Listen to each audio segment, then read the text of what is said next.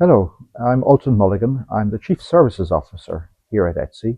So what does that mean? Basically, I have under my responsibility, one of them dealing with managing our software development groups and bringing software and standards closer together. Another one looking at testing and interoperability, our Center for Testing and Interoperability. Another one looking at managing the entire production stream of our standards, our final approvals and publication methods, and another team looking at tools and methods for standardization. So how should we be developing our standards in the future? So quite a diverse range of interests which cover pretty much, which touch on pretty much every activity that's ongoing at ETSI today in our technical committees. Because there are many different notions of trust depending on your point of view or where you're coming from. People look at it in terms of privacy or security or whatever. I think when I look at how ETSI or ETSI members look at AI standardization and AI systems in general, we're probably talking about confidence in the AI system. Can I invest in this AI technology in confidence? Can I place this AI system into operation without it collapsing my network at 4 o'clock in the morning when I have nobody to call? Can I use an AI component in mobile devices and it will behave as I expect it to behave? That's really what we're talking about. Confidence in the technology, suitable for investment, it is suitable for industrial application. There is a need. We can look at trustworthiness in terms of privacy, in terms of security concerns, because those are also topics that we cover. So we are capable of looking at the more detailed or nuanced definitions of trust. But as a bigger picture, I think of it in terms of confidence in the system, confidence in the technology. Yes, you'll see in the European Union's adoption of the AI Act, but also in a lot of media discussions around AI, concerns about the human impact of AI. And I think there's justification to be concerned. We see AI being used, for deep fakes. We use it for invasions of privacy. There's also concerns in terms of AI replacing people's jobs. So there are valid concerns. Let's not dismiss them.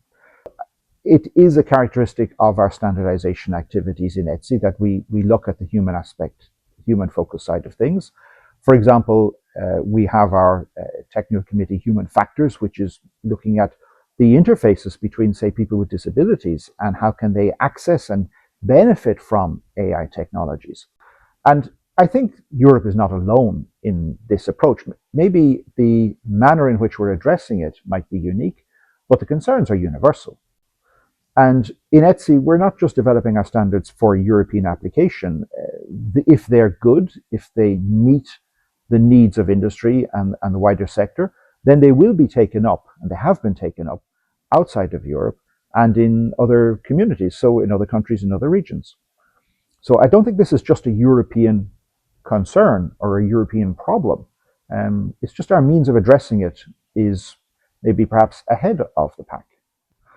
Well, our first concern is to make sure that we have a wide representation in our standards committees, because the standards that we develop for data and AI could have very far-reaching impact. So we really need to reach out to the wider strands of industry, not just our core members.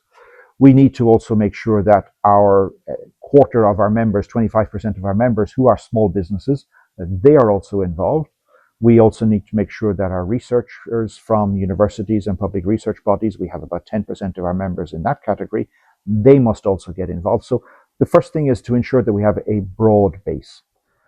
But then we also need to look at how do we leverage AI? AI is not just about writing standards for AI, it's also how do we apply it in the standardization process? And that's where one of the teams that I have, our tools and methods team, is quite interested in working with our members because they're also experimenting on how do we use AI. One minor little thing, how can AI systems ingest and read our standards? We actually have a lot of demand from our members to produce our standards in a format which can be more easily injected into AI systems, into large language models, because it will help them in developing their future contributions to the standards component or standards community, but it will also help them in implementing standards. So by making our standards available in an AI consumable format, we actually are driving implementation. of those standards and specifications. Because ETSI is a community of technology experts, engineers usually, but not necessarily. But they're only as good as the solutions that they provide. Simply tracking the work is not enough. You must also bring real problems, potential solutions to the table. By having as wide a community discussing the topics as possible, then we can ensure that the solutions that our standards offer are most suitable, most suited to the needs of industry, to the needs of the research community, to the needs of those who are more interested in regulatory affairs or public policy or protection of privacy. We need to get all of the issues on the table, and it's only by getting the most players into the room that we can. So therefore, our openness, our transparency as a standards body, the public availability of our standards and specifications, which are all available freely on our website for direct download, these are all important aspects of how ETSI works to ensure that we have the greatest amount of participation and the broadest base possible to set the best standards in the world. I think our standards are only as good as the people that use them. For us, a good standard is one which is taken up, which is used.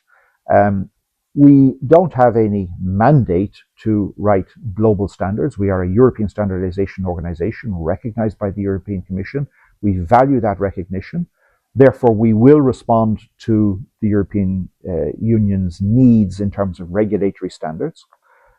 But just because we develop standards for European perspective doesn't mean that its application stops there. Many countries outside of Europe take the standards and in fact some of the regulations that are used in Europe, perhaps modify them or adjust them to their local needs, but develop a framework based upon what we've already developed in Europe. So that's how our standards can actually have quite a broad regulatory impact well outside of Europe. And that's for the regulatory standards. But then much of the standardization, in fact, the vast majority of the standards that we write are not intended for regulatory purposes. They're basically built to meet industry needs. And in the ICT industry, I know we're going through a phase of, maybe you could call it deglobalization in the world, but nevertheless, we still have global supply chains. We still have global corporations that wish to make the product once and sell it everywhere. And that also applies to smaller businesses in that space. They don't necessarily want to build multiple products or multiple software suites or multiple applications for different regions or different countries. So there is still an economy of scale that is sought after and that is provided by standardization.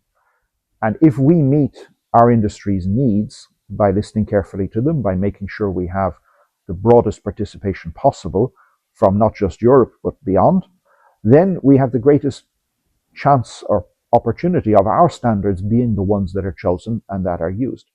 All our standards, even the regulatory ones, are voluntary standards. There's no law that even requires in Europe that you use the ETSI regulatory standards. They are always options and choices. So to some extent, we perhaps have to compete and make sure that we have the best standards available. But the competition is really about getting the right players in the room, getting the broadest industry base to participate and build the standards together with the most global outlook possible on the content of the standards and on the usability of those standards.